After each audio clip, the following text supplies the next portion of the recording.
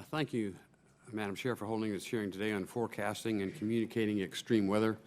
I assure you it's very important to the citizens of Florida because it saves lives. In 2004 and 2005, Florida was hit by a series of severe hurricanes, about 5 of them, I believe, which caused damage in every single county. All 68 counties were damaged, most of them pretty significantly. The insurance companies obviously went ballistic almost immediately and doubled or tripled everybody's rates because the reinsurers did the same thing. And we started getting copies of their gloom and doom forecast for the future, that it would only get worse the next year and progressively and progressively and progressively, and surely that in just a few years there would be no insurance left for anybody, or there would be no one who could afford the insurance. And the state lawmakers were concerned by that, so they hired their own actuaries, their own data study people, and the result was even worse than the insurance companies had told us. So it was pretty bad. We received one unsolicited suggestion and analysis from a fellow named Dilly, a retired forecaster with the National Weather Service. Any of you ever heard of him? Just shake your head if you haven't heard of him before. And after he retired, he started tracking severe weather as a hobby. And so rather than go review the statistical maps and timelines and take a statistical approach to the whole thing, he focused on way upper weather patterns. And Mr. Dilly told us, he said, I only go 8 years out with my forecast. But he said, I think you guys are good to go for about 8 years before you're going to have another severe hurricane hit Florida. And you may have a little action in the southwest part of the state, but it won't be severe.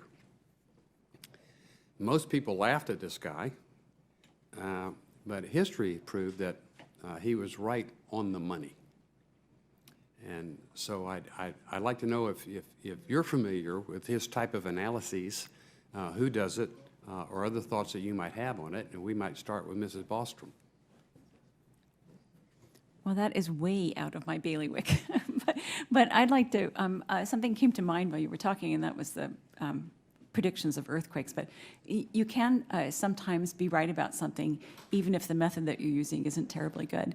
So I would really need to know a lot more and otherwise conclude that this was a coincidence that he was correct.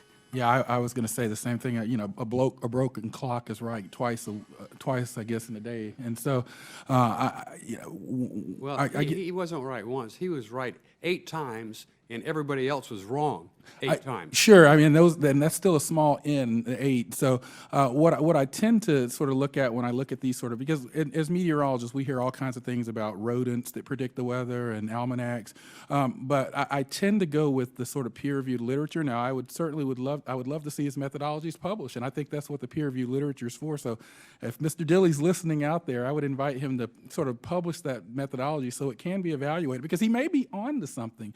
I would just suggest that I wouldn't want the National Weather Service and colleagues to sort of change their overarching principles and methods based on a sample of 8. I'm not suggesting that. Just curious if anybody else has heard of that and what your thoughts about it are. No, honestly, Dr. Moore? Nobody else have any thoughts about it? Nobody else thinks it's worth investigating? I don't know this fellow's method, but we could talk about the reinsurance rates in Florida after 2005, if that's of interest. There is the reinsurance rates are influenced by a lot of things, and it is true that there's market forces, so there's an emotional response either to an event that just happened or a sequence of no events. So the rates go up a lot if there's a bunch of bad events, and they go down if there haven't been any for a while, in a way that probably fluctuates more than it should. The risk is sort of a slowly changing thing, but how often the risk is realized is a different thing. So you have car insurance, but you're not going to crash your car every day. Reinsurance is different in a lot of different ways. Yeah, but Number one, they're all housed in the same offshore island, and they all charge the same rate, and change the rates at the same time. We'd call that a monopoly if they were on the mainland. Thank you, Madam Chair. I see my time's expired.